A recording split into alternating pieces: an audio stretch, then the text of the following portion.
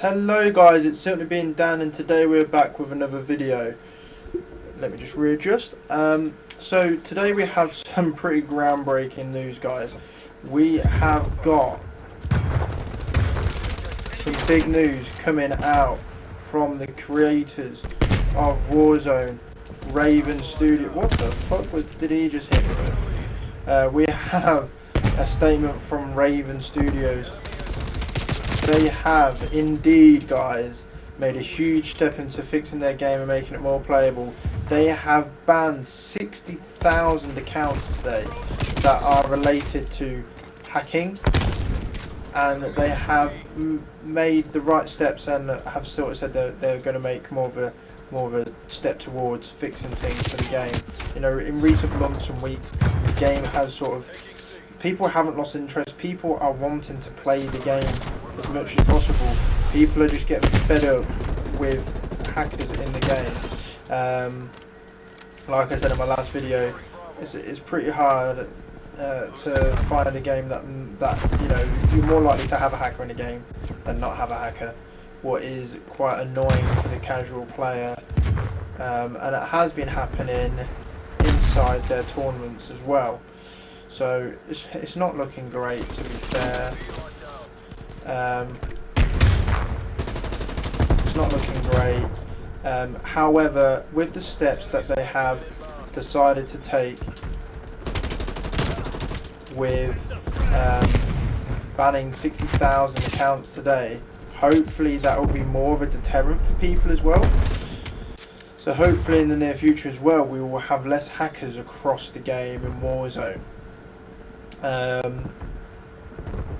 You know, people feel passionately about this game.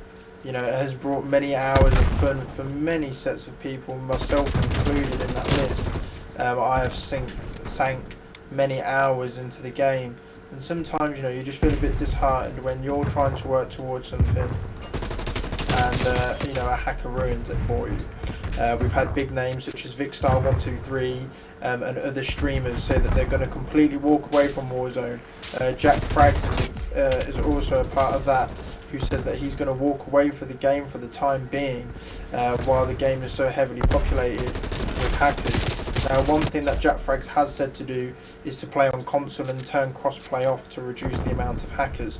Now, you know, yes, that is a workaround, but it's not something that everybody's going to be able to do. Some people only have computers, some people only have consoles. So, and you know, and people want to play with their friends. You know, I play on PC, my friends are PlayStation, and some of my friends are Xbox, and normally in a party we have a mixture. So it is good that they're making the right steps so that friends can continue to play with each other, instead of having to turn the cross-play option off just so that they can get a game without a hacker.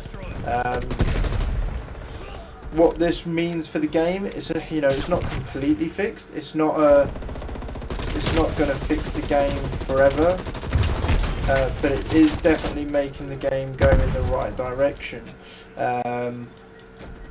Like I said in recent videos, I think that they could go and look into taking legal action against some of the biggest names that are creating the hacks. You know, in my opinion, they know who they are. There is some big names. You know, all you've got to do is Google, find them online of who the biggest hacking companies, software developers are. So I think it would only be right to take legal action if they're negatively affecting the game. People don't want to play it. So I hope that they at least, or you know, they improve their anti-cheat, because that's one thing that people have been saying, is that it's almost like the game doesn't have any anti-cheat at all.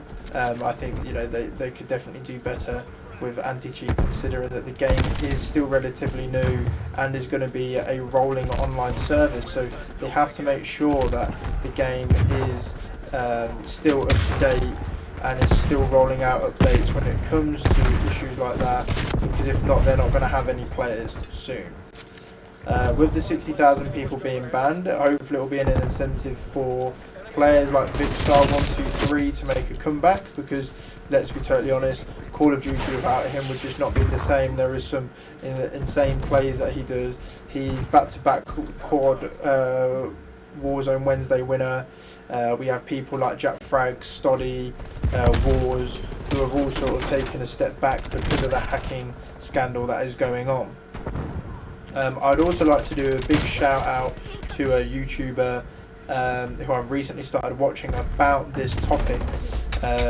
If you was to type BBB, it's something beaming, and he basically calls out streamers that he thinks are hacking, and he has substantial evidence, and he has people send videos in. So he's also doing something for the community that is positively affecting the game, because if he can continue to call out people, hopefully then that will bring light to the company who's doing what. What is that? However, things that I think they could also start doing that other games have done, but I'm not sure how well it will work for Call of Duty. Now, the thing that I think could be done, it's something very drastic, and it has its pros and cons, is a community ban review system. It's something that CSGO introduced into their games before. They have done it so if an account has multiple hacking reports against them, that somebody who has enough game time, enough game hours, maybe with COD it could be that they have to sign up to it, do like a course to prove that they're going to make fair calls, and basically it just involves calling out accounts that you think have got hacked.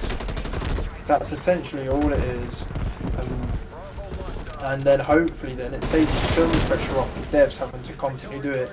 If you put it into the community's hands, if you've then got a huge issue, you can then raise a dispute with them. Now this could be good, positive, bad. I'm just going to put it in there. Spawn. It could be positive, it could be negative in so many ways. It could ruin the game because people could just get bad calls. It means their account is getting banned for no apparent reason. However, it could also, also be a deterrent for people who are wanting to hack, because at the end of the day, nobody's going to want to hack if there's a chance, or more of a chance now, that you're going to get going to get banned. Another thing that they could do is, it doesn't seem like the reports seem to be doing anything. Unless they're going to do it in big waves like this, where they wait to find lots of people and then do a mass ban.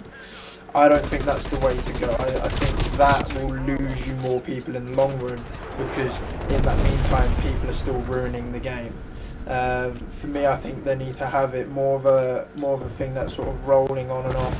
People constantly being banned when it is rightfully to do so. We shouldn't be going down this route of streamers having to prove that they've not got hacked by scanning their PC. I just don't think that it just doesn't work. Things are going to make people are going to make mistakes. Essentially, it would be nice to know that streamers are trustworthy enough to do it. But unfortunately, that is not the case. And streamers are sort of having to prove themselves, or lack of proving themselves when they've been called out. Maybe they could do a thing where before you enter a game, you have to, especially on these tournaments, you scan your PC, your results are entered, and then it's like like an auto detection where it detects anything that shouldn't be running in the background of the game. I don't know if somebody can develop that, because I know that a lot of the hacks are installed by a memory stick. So I think that could be a possibility for when they are for when they're doing tournaments. You know, like if you have a run my PC, you know, you can do it and it will tell you if you can run the game. Very something similar like that, where it sort of tells you, tells the people who are running the tournament what is installed on the PC. If anything comes up that shouldn't come up, you know, a variety of other things. I think could fix the game. Such as things like that. I think that could be an easy one for when tournaments are taking places. We're coming to the end of this game, so I think that's enough of me rambling. I hope that the new 60,000 ban makes a big change to the Call of Duty scene, and hopefully we'll then be able to have more enjoyable Warzone games. I hope that you've enjoyed this video of me filling you in with the news from the latest Call of Duty scene, and I hope that you've enjoyed the gameplay in the background. If you've liked the video, give it a like. If you're new and have enjoyed the content, subscribe. Leave me some comments down below. It's been your boy Centre being Dan. Peace out.